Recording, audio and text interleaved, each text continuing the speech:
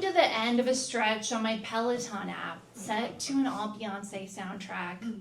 I take a sip from my brightly colored hydro flask, which I bought because I saw so many influencers chugging out of the same pastel vessel. I have certainly released all of my childhood trauma that so many instructors have told me builds up in my hips. I have breathed in an intention to change what I can, and breathed out the darkness of what I cannot. As my instructor says to me, has anyone ever told you that you're incredibly beautiful and that's the least interesting thing about you? I shed a tear. I am a self-love goddess, sustaining on deep breaths, water from teal jugs, and clean foods. I see the good in the world and I cherish it for the blessings it has bestowed upon me. But all this feels a bit dishonest, a betrayal to my factory settings, as those settings are set to sad. Some say you're born with it, others say you choose it. The way I look at it, I was born emo. And at my core, I am still emo. It's not a phase, Mom.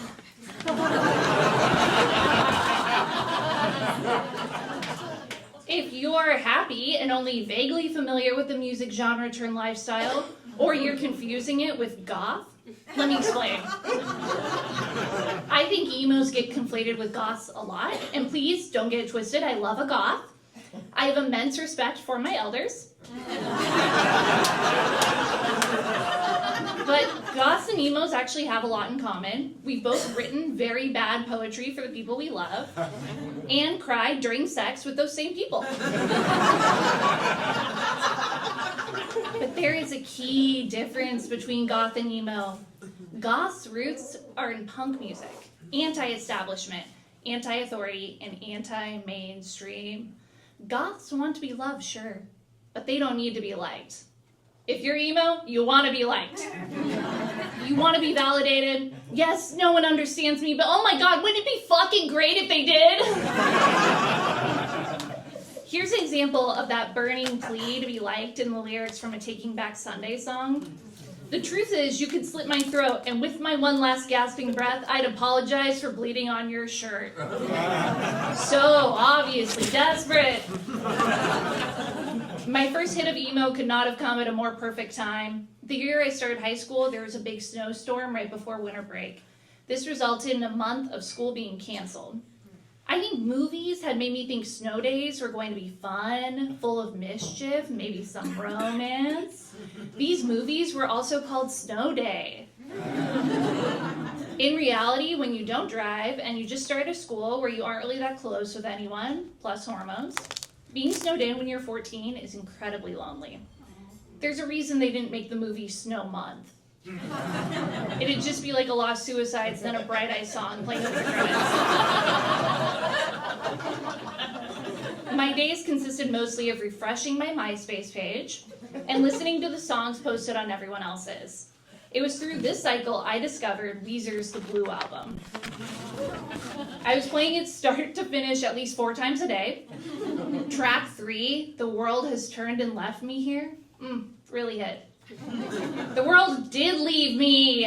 I was inside my house with my dad watching Shallow Hal.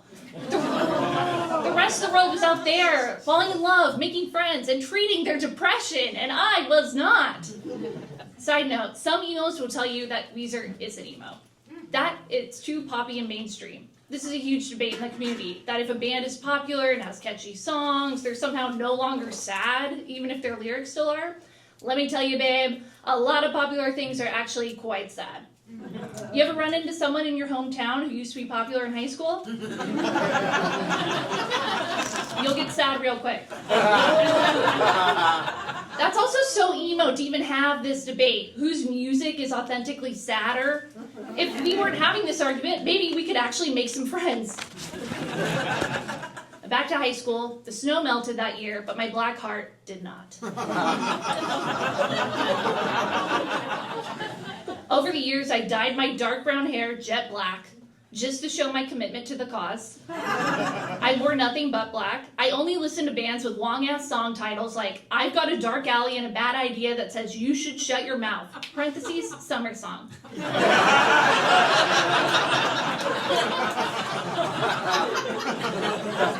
And I fucking pined. Sure, the feeling of being alone is one of the most common themes in emo music, but there's another one that's even more alluring. Sexual, even. That once you find someone just as misunderstood as you, and you two fall in love, you must escape the chains of the small town you live in.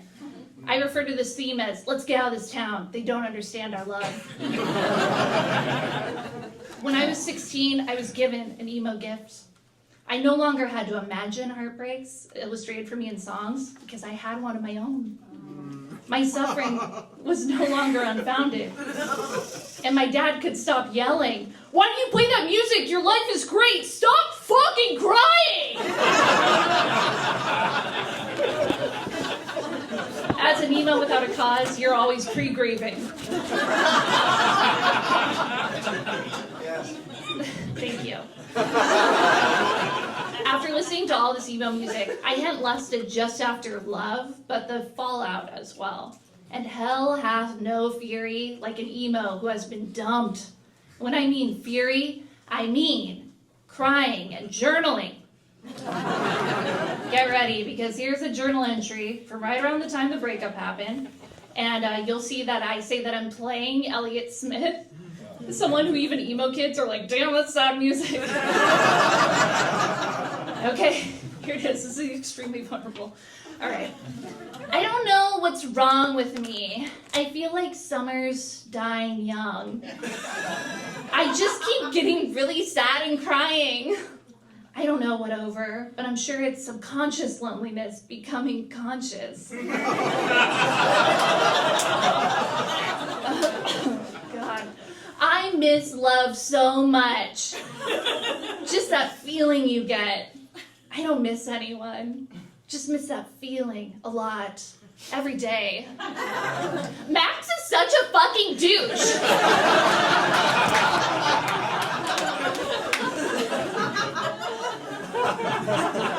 This heartbreak was basically made in an emo lab. I made out with this guy Max for the first time at a Death Cab for Cutie concert.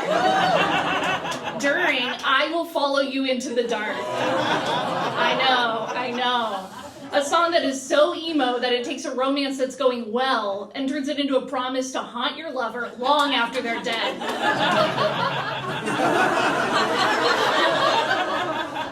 Max was supposed to be my guy I left with because his town didn't understand our love.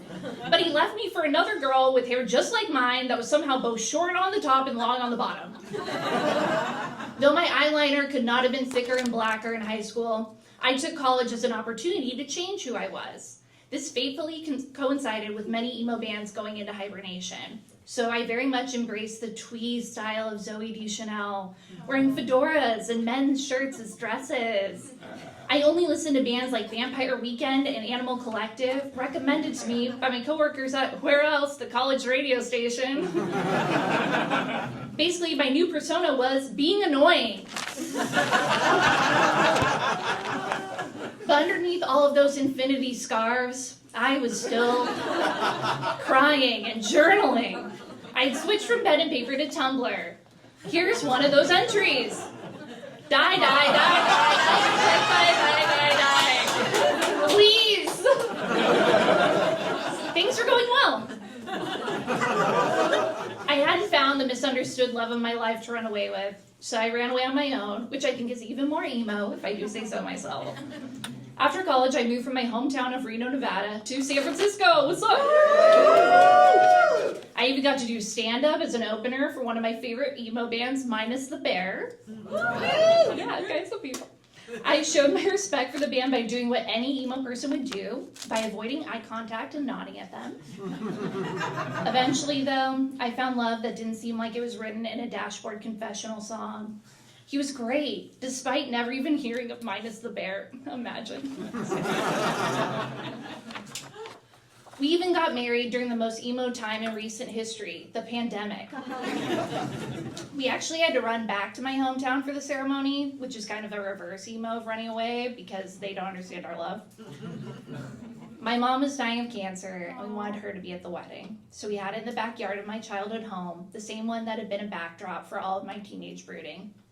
And if getting married during the saddest time in recent history with someone literally fucking dying at your wedding isn't the most emo romance, I don't know what is. Even though I got to stop pining and marry the person I love, somehow that did not keep me from being sad. Life is relentless. Emo music gave and still gives me a place to wallow.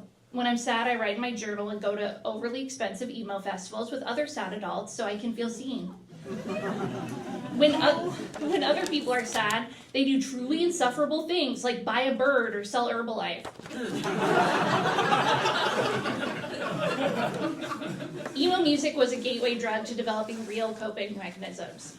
Now I see a therapist, I take meds for my depression, and guys, I cannot advertise those meds enough. Just take the drugs. Now I get what My Chemical Romance is. It's me and my antidepressants. Hell yeah. I have all of my self-care rituals, complete with Peloton sweat sets and hydro flasks. And sure, it all works fine. But on the worst days, putting on the Blue Album makes all the difference. Thank you. Give it up for Sam DiSalvo!